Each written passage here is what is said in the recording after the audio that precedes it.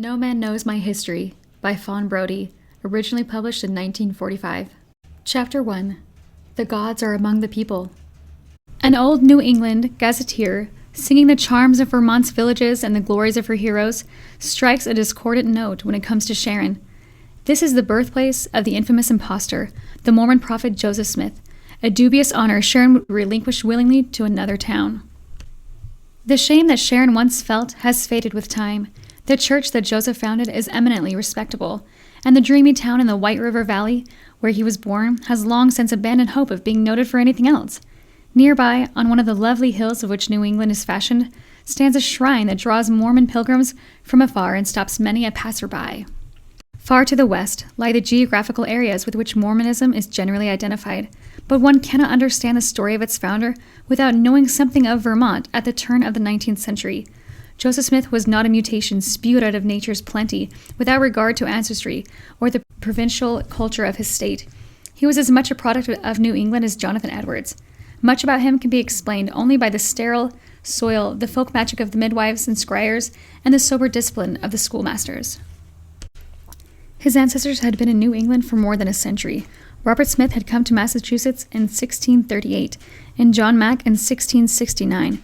But Joseph Smith was born not in Topsfield, Massachusetts, nor in Lyme, Connecticut, where the houses of imported brick and Lombardy poplars were already old, where the cemeteries were spacious and decently maintained, but among the wooded foothills of the Green Mountains.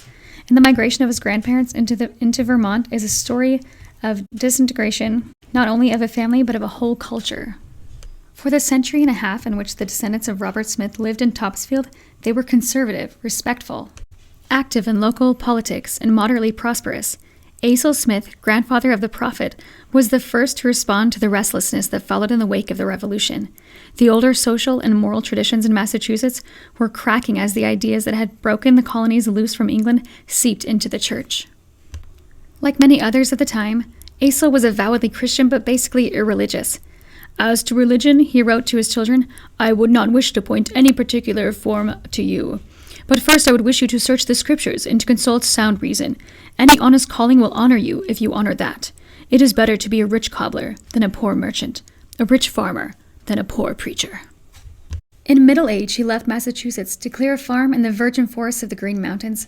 With him went his son Joseph, father of the Mormon prophet, a 200-pound youth, 6 feet tall and handsome, who, Jacob-like, wrestled with the only one man whom he could not throw.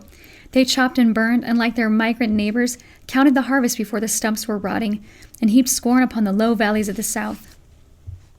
In 1789, a Connecticut minister touring central Vermont wrote, Words cannot describe the hardships I undergo. People nasty, poor, low-lived, indelicate and miserable cooks, all sadly parsimonious, many profane, yet cheerful, and much more contented than in Hartford, and the women more contented than the men, turned tawny by the smoke of the log huts, dressed coarse and mean and nasty and ragged, yet the women quiet, serene, peaceable, contented, loving their husbands, their home, wanting never to return, nor any dressy clothes. I think how strange, I ask myself, are these women of the same species of our fine ladies? Tough they are, brawny their limbs, their young girls unpolished, and will bear work as well as mules. Not long after Perkins recorded his mixed admiration and distaste, Joseph Smith met and married a daughter of this breed. If she too was tawny, tough, and brawny-limbed, we cannot know, for Lucy Mack Smith had no portrait made till she was toothless and withered. Pretty must she have been, for her sons were handsome, and her daughters married young, but she had neither luxury nor security. Her father, Solomon Mack, was a son of misfortune. Although Solomon came from a line of Scotch clergymen, poverty had kept him from the seminary, and he had grown up on a farm without schooling or religion. To use his own words, like a wild ass's colt, he had fought in the French and Indian War, and then in the Revolution with his 2 sons, Jason and Stephen. But when his daughter Lucy was married, Solomon was an impecunious and romantic old man who rode about the countryside on a side saddle and talked about writing a memoir of his trials and misadventures. The surprising thing about Joseph Smith's maternal grandfather is that he actually succeeded, when he was 78 years old, in getting out his chapbook, a narrative of the life of Solomon Mack containing an account of the many severe accidents he met with during a long series of years, together with the extraordinary manner in which he was converted to the Christian faith, to which is added a number of hymns composed on the death of several of his relations. That the spelling was bad and the hymns unfortunate was quite overshadowed by the substantial accomplishment of the writing itself. It gave the family status. In later years, Lucy could read the book successfully to each of her 9 children, pointing to it as proof that the Mac blood was something more than common stuff. And it set a family precedent. The mantle of authorship was to rest not only upon Solomon, the grandfather, but upon Lucy, upon her son Joseph, and in fact upon his son and grandson, an unbroken tradition of 5 generations. Neither Solomon nor his daughter had much formal schooling, but the impulse to self-expression was strong within them, and the fact that both married schoolteachers compensated in part for the absence of the slate and birch rod drilling. Solomon Mac admitted in his narrative that he had suffered from fits. And this has been pounced upon by biographers eager to explain the supposed aberrations of the grandson in terms of a congenital instability. For a long time, it was popularly believed that Joseph Smith had inherited a tendency to epilepsy, but the narrative makes clear that the fits followed a head injury that Solomon received late in life when struck by a falling tree. Actually, the Mac family was marked neither by psychosis nor by literary talent, but rather by a certain nonconformity in thinking and action. As religious dissenters, they believed more in the integrity of individual religious experience than in the tradition of any organized sect. Solomon, in his old age, fell into a kind of senile mysticism, with lights and voices haunting his sickbed. Jason Mac, Lucy's eldest brother, ran sharply counter to the religious and economic traditions of New England when he became a seeker and set up in New Brunswick a quasi-communistic society of 30 indigent families whose economic and spiritual welfare he sought to direct. Jason, however, has not received the attention from Mormon historians that has been devoted to another of Lucy's brothers. When the stock from which the Mormon prophets sprang is called idle, thriftless, and degenerate, Stephen Mac is cited triumphantly to the contrary. He made a fortune in Detroit and left an estate with $50,000 at his death. He had prospered even before he left Vermont, for he furnished Lucy with a dowry which the father could not provide. The $1,000 he and his partner gave her just after her marriage made the girl, considering this was Vermont in 1796, a virtual heiress. Joseph and Lucy united in their marriage the divergent heterodoxies of their parents, both of which were reactions from Jonathan Edwards' soul-searching Calvinism. I spent much of my time, Lucy wrote in later years, in reading the Bible and praying, but notwithstanding my great anxiety to experience a change of heart, another matter would always interpose in all of my meditations. If I remain a member of no church, all religious people will say I am of the world. And if I join one of the other different denominations, all the rest will say I am in error. No church will admit that I am right, except the one which I am associated. This makes them witness against each other. This was the universal logic of dissent and conviction shared by thousands of New Englanders in this period. Lucy had a vigorous though unschooled mind, and her belief was simply the core of antinomianism. The inner life is a law unto itself. Freedom and integrity of religious experience must at all costs be preserved. Joseph and Lucy spent 20 years together in New England, yet neither joined a denomination or professed more than a passing interest in any sect. The Methodist revivals in Vermont in 1810 excited Lucy for a time, but only further convinced Joseph that there was no order or class of religionists that know any more concerning the kingdom of God than those of the world. He reflected that irreligion which had permeated the Revolution, which made the federal government completely secular, and was in the end to divorce the church from the government of every state. In the New World's freedom, the church had disintegrated, its ceremonies had changed, and its stature had declined. Joseph's father Asel had frankly glorified in his freedom from ecclesiastical tyranny. The path away from Christianity was being beaten out for the Unitarianism of William Ellery Channing and the more sophisticated heresy of Ralph Waldo Emerson. Lucy, on the other hand, was devoted to the mysticism so common among those suddenly released from the denomination and discipline of a church. Like her father, she accepted a highly personalized God, to whom she would talk to as if he were a member of the family circle. Her religion was intimate and homely, with God a ubiquitous presence invading dreams, provoking miracles, and blighting sinners' fields. Her children probably never learned to fear him. Had Joseph and Lucy Smith remained in New England for the 22nd year of their married life, they might, like their grandparents, have settled into respectable oblivion. But the Revolution, which had uprooted their parents from a century-old New England farm tradition, had weakened the whole Atlantic seaboard people, who stood up to peer over the Appalachians and see for the first time their vast, fruitful hinterland. The call of the Genesee country and the Finger Lakes was already stirring the blood of young New England men when this couple spoke their marriage vows, and events moved slowly but inexorably to push them into the tide that was spilling over into the west. After 6 years of tilling a rocky farm in eastern Vermont, they set up a shop in Tunbridge. Here, Joseph Smith Sr. first heard of the fantastic profits pouring into the laps of speculators who exported the aromatic ginseng, the root of a plant that grew wild in the Green Mountains. New Englanders preferred sarsaparilla, Solomon seal, maidenhair, pleurisy root, and skunk cabbage. But ginseng in China was considered a remedy for everything from dizziness to pleurisy. Vermont farmers were selling it for export at 2 shillings a pound, and a root shaped like the body of a man was guaranteed to sell in China, where it was prized as a cure for declining virility for $200 to $400. Joseph invested all of his money in a shipment of ginseng.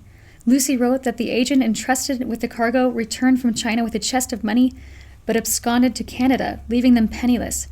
Her husband had recently lost $2,000 in bad debts and owed $1,800 to Boston merchants. To satisfy his creditors, he sold the farm for $800, and Lucy made up the difference with her dowry. The family now began its peregrinations, first to Royalton and thence to Sharon, where Joseph rented his father-in-law's farm and supplemented his meager earnings by teaching school in the winter. Their new home was lonely and isolated, high in the hills above the White River, with wooded knolls rolling away toward the sunset in lush green disarray. Beauty was there, but little promise. The land agents had cruelly tricked their Yankee brothers when they sold them Vermont.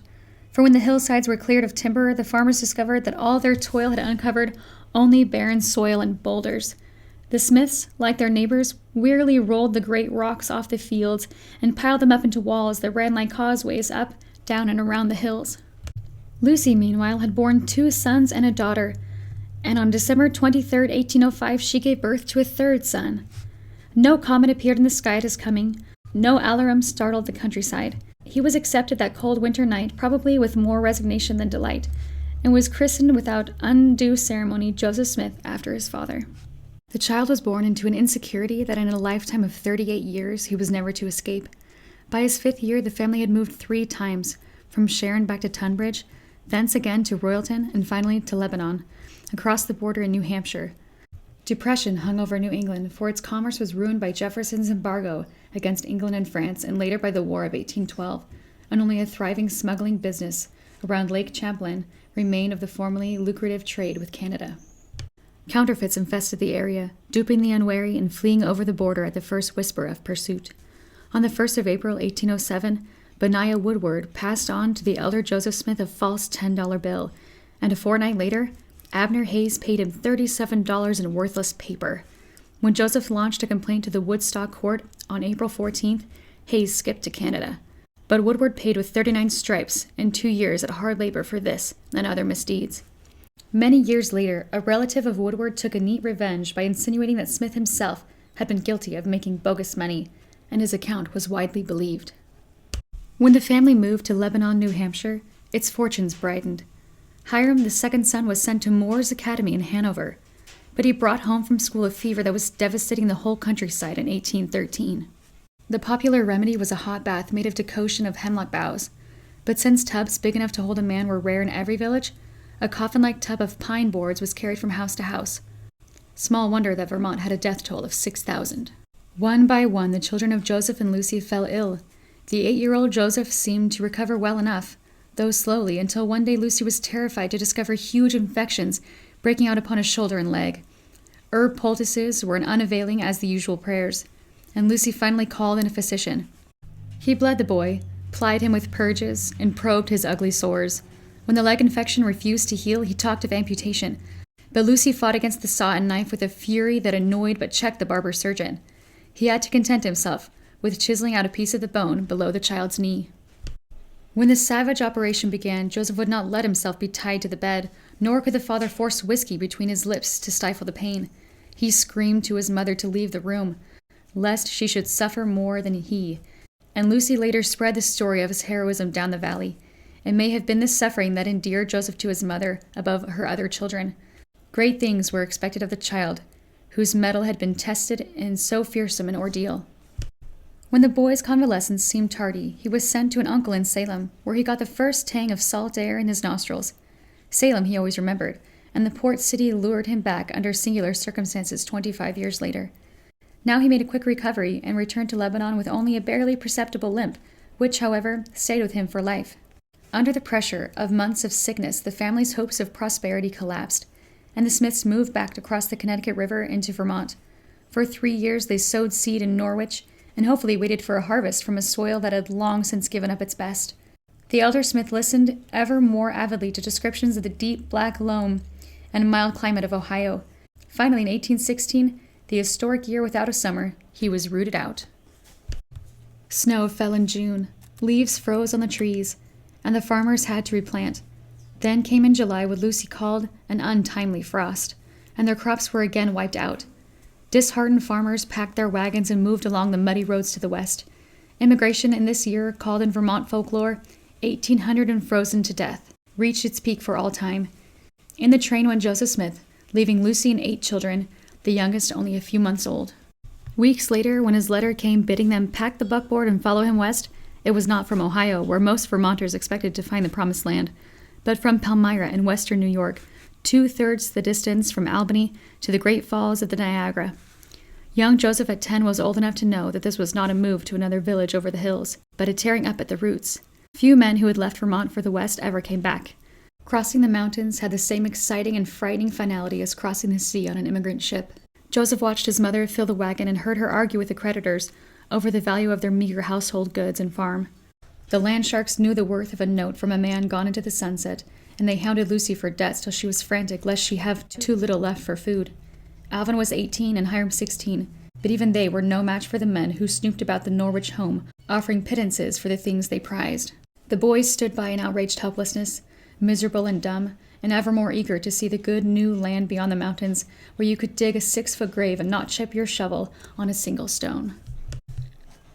Biographers of Joseph Smith have commonly held that western New York was then a wilderness, where wolf packs still roamed and local libraries were rarer than Indian reservations.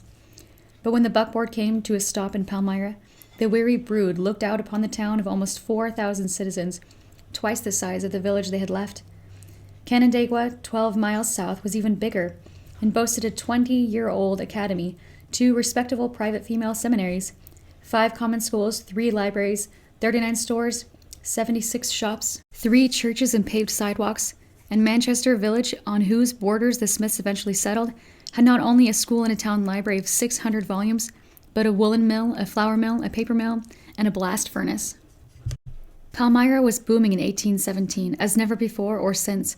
DeWitt Clinton had just forced through the New York Assembly a bill providing for the most stupendous engineering feat of his generation: the construction of the 363-mile Erie Canal to connect the Great Lakes with the Port of New York. Palmyra was on this surveying route. Although the canal was to be 8 years in the building, farmers already were counting their profits, and land prices across the state were leaping upward. In 1790, unimproved land had sold for 2 to 4 shillings an acre. By 1800, it cost between $1.50 and $4. By 1817, every landowner had become a speculator and was charging $6 an acre for unwanted uplands and $30 to $45 for improved land with a cabin. In Ohio, Joseph Smith Sr. could have found equally good land for $1.25 an acre. In Manchester Township, he paid boom prices and began clearing a farm under a crushing burden of debt and the constant threat of foreclosure. He could not know that he had come at the peak of a speculative spiral, that Palmyra, instead of doubling its population in the next decade, would actually shrink by 300 citizens and remain even a century later a town of little more than 4,000. Ontario County was not the frontier, but relatively settled country, with 16 taverns on the 16-mile road between Canandaigua and Geneva. The Mormon prophet's father was not a Thomas Lincoln, who in that same year was hoeing out the farm 600 miles west in the Indians' isolation. There were no squatter privileges in western New York, and Smith needed cash to pay the installments on his land. For more than 2 years, he lived in Palmyra, where Lucy opened a small cake and beer shop, selling gingerbread, boiled eggs, root beer, and oilcloth accessories which she designed and painted. After months of hiring out to farmers, Smith signed a note for 100 acres of unimproved land 2 miles south of Palmyra. In 1 year, they made a substantial initial payment, built a log house, and began the arduous task of clearing the forest.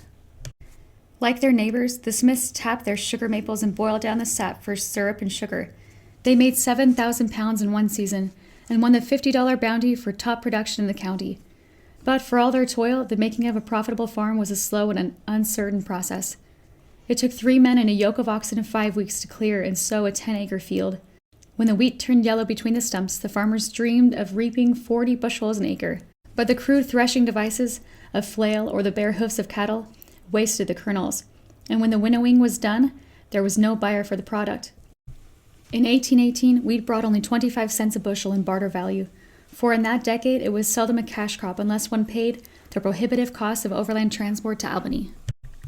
Harvests were fair from 1817 to 1819, and then excellent until 1824. But debts piled up nevertheless, and one dispossessed settler after another moved on into Ohio, and from there to Indiana, where they bought the farms abandoned by men whom Illinois had lured still farther west. The greatest migrations were in Depression years, 1819 seeing the sale of over 5 million acres of public land. The vast resources of the hinterlands stirred the most sluggish fancies, and an optimism that was to become basic in American thinking for 100 years now swept the United States. A reflection of this optimism was the noisy campaign for public works in the 1820s, which reached its peak in the building of the Erie Canal.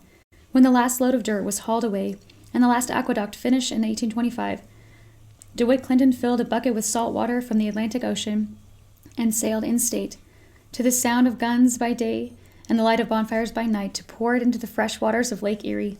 All along the route, the settlers drank and feasted and planned the spending of their profits. In this atmosphere of unbridled anticipation, Joseph Smith grew into manhood. Coupled with the optimism was a militant patriotism. The West believed that America was the greatest of nations because its democracy was based on the laws of nature, and that it would steadily become more perfect and its people more purified until the whole world would follow its example. General Lafayette's tour of the United States in 1825 was the signal for a patriotic orgy. In Joseph Smith's neighborhood, where he arrived in June, bonfires blazed on hilltops, cannon thundered their salute, old soldiers rushed weeping to his arms, committees met and escorted him to their villages, and hundreds sought the honor of a grasp of his hand. Such spectacle and parade mitigated the drudgery the primitive farming methods imposed on the Smith family and their neighbors. But more endearing were the extravagant hopes for prosperity that buoyed up the countryside. The community was unstable, not only because of the lucre of cheap land in Ohio and the general fervor of speculation, but also because of the character of the citizens themselves. Immigrants from New England were the adventurous, the discontented, the nonconformists. The old mores that they brought to the young communities were bound to be flexed and distorted by the new freedom. Nowhere was lapse from the old codes more evident than in the churches, which were racked with schisms. The Methodists split 4 ways between 1814 and 1830. The Baptists split into Reformed Baptists, Hard Shell Baptists, Free Will Baptists, Seventh-day Baptists, Foot Washers, and other sects. Unfettered religious liberty began spawning a host of new religions. Carried along in the migration had come the flotsam of the godly. There was Isaac Bullard, wearing nothing but a bearskin girdle in his beard, who gathered a following of pilgrims in 1817 in Woodstock, Vermont, half a dozen hills away from the old Smith farm. Champion of free love and communism, he regarded washing as a sin and boasted he had not changed his clothes for 7 years. Forsaking Vermont for the Promised Land, the Pilgrims crossed the mountains into New York, followed the same long road across the state as had Joseph Smith, and drifted down the Ohio into Missouri. There was Ann Lee, mother of the Shakers, who called herself the reincarnated Christ, and who with her celibate communists had fled New England's wrath. In the religiously fecund atmosphere of New York State, her sect flourished and spread. In 1826, some Shakers built community halls in Sodus Bay, only 30 miles from Palmyra. The young Joseph Smith might have spent an evening at their shuffling processional dance, watching first one and then another break away and whirl dervish-like till they fell exhausted on the floor, uttering an incoherent gibberish generously referred to as the gift of tongues. Wherever the Shakers settled, there circulated the unusual obscene myths, one that they had castrated their males, others that they stripped and danced naked in their meetings, indulged in promiscuous debauchery, and practiced infanticide. For all their incongruity, the Shakers had a certain dignity, which came from their cleanly habits and intense industry. Such was not true of the entourage of another female sub-divinity, ruling in Jerusalem, 25 miles from Joseph Smith's home. This was Jemima Wilkinson, the universal friend, who thought herself to be the Christ. Unperturbed by the Palmyra newspaper, which unsympathetically prefixed an anti and called her a consummate impostor, she governed her colony by revelations from heaven and swore that she would never die. She was a handsome woman with fine eyes and jet black hair, which curled over the purple robe hanging from her shoulders. Gossip had it that although she could neither read nor write, she could recite the whole Bible from its having been read to her. Jemima's chief aide, whom she called the prophet Elijah, would tie a girdle tight about his waist, and when his belly swelled in protest, he would be filled with prophetic visions. 2 years after the Smiths arrived in Ontario County, rumors stirred the neighborhood that the friend had died and that despite her followers' denials, her body was moldering in a Jerusalem cellar. For 9 years, lawsuits over the disposition of her property troubled the Canandaigua courthouse and kept remembrance of her flesh. Eccentrics like Bullard, Ann Lee, and Jemima Wilkinson were only the more conspicuous personalities of the purple fringe of organized religion. The sober preacher trained in the dialects of the seminary was rare west of the Appalachians. One found instead faith healers and circuit rider evangelists who stirred their audiences to paroxysms of religious frenzy. The Baptists boasted in 1817 that in New York State, west of the Hudson, there were only 3 preachers who had ever been to college. The settlers in the old Northwest Territory demanded personality rather than diplomas from the men who called them to God. Palmyra was the center of what the circuit riders later called the burnt-over district. One revival after another was sweeping through the area, leaving behind a people scattered and peeled for religious enthusiasm was literally being burnt out of them. There are no detailed descriptions of the revivals in Palmyra, Manchester between 1822 and 1827, when they were at their wildest. But it is probable that they matched in pathological intensity the famous revivals that had shaken Kentucky at the turn of the century. Evangelists had swarmed over the hill country, preaching in great open-air camp meetings where silent, lonely frontiersmen gathered to sing and shout. Revivalists knew their hell intimately, geography, climate, and vital statistics, and painted the sinner's fate so hideously that shuddering crowds surged forward to the bushel box altars to be born again. Hundreds fell to the ground, senseless, the most elegantly dressed women in Kentucky lying in the mud alongside ragged trappers. Some were seized with the jerks, their heads and limbs snapping back and forth and their bodies grotesquely distorted. Those who caught their barks would crawl on all fours, growling and snapping like the camp dogs, fighting over garbage heaps behind the tents. One preacher wrote to another, "Thousands of tongues with the sounds of hallelujah seemed to run through the infinite space, while hundreds of people lay prostrate on the ground crying for mercy. Oh, my dear brother, had you been there to have seen the convulsive limbs, the apparently lifeless bodies, you would have been constrained to cry out as I was obliged to do, 'The gods are among the people!'" Revival conversions were notoriously short-lived. The great evangelist, Charles G. Finney, noted with dismay that where the excitement had been the wildest, it resulted in a reaction so extensive and profound as to leave the impression on many minds that religion was a mere delusion. James Boyle wrote to Finney in 1834, "I have visited and revisited many of these fields and groaned in spirit to see the sad, frigid, carnal, and contentious state into which the churches had fallen, within 3 months after we left them." The revivals, by their very excesses, deadened a normal antipathy toward religious eccentricity.